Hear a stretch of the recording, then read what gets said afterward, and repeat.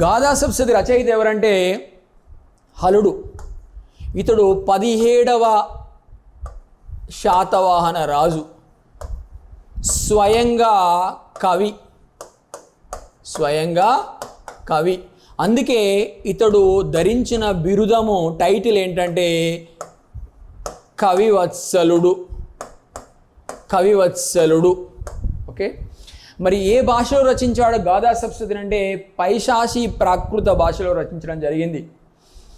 అదేవిధంగా దీని యొక్క ప్రాధాన్యత ఏంటంటే తెలుగు పదాల ప్రస్తావన. ఇంతకుముందు చెప్పాను, అత్త, అందం, అద్దం, పొట్ట, చెక్క, పిల్ల, రంప ఇలాంటి అనేక తెలుగు పదాల ప్రస్తావన మొదటిసారిగా చేసిన గ్రంథము గాథా సప్తశతి.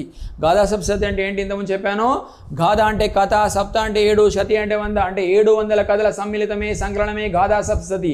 ఏం కథలు ఉన్నాయంటే శృంగార కథలు. అంటే అల్లుడికి రొమాంటిసిజం, శృంగారం అంటే చాలా ఇష్టం. అందుకే బహుశా ఆ కథల్ని సేకరించి ఆ విధంగా ఇందులో పొందుపరచడం జరిగింది. దీనికి సహకరించారు, సొంతంగా రాయలే, అనేక మంది కవులు కవయిత్రులు సహకరించారట.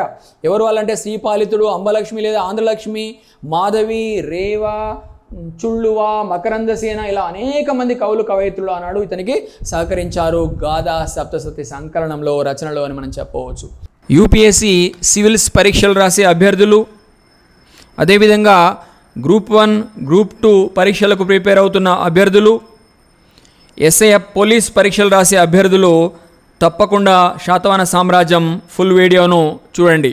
మధుస్ ఆన్లైన్ అకాడమీ అంటే ప్రొఫైల్ పిక్ కింద మీకు లెఫ్ట్ సైడ్ కింద శాతవాహన సామ్రాజ్యం ఫుల్ వీడియో అని కనిపిస్తుంది కదా, దానిపైన క్లిక్ చేసి వీడియో మొత్తం చూడండి.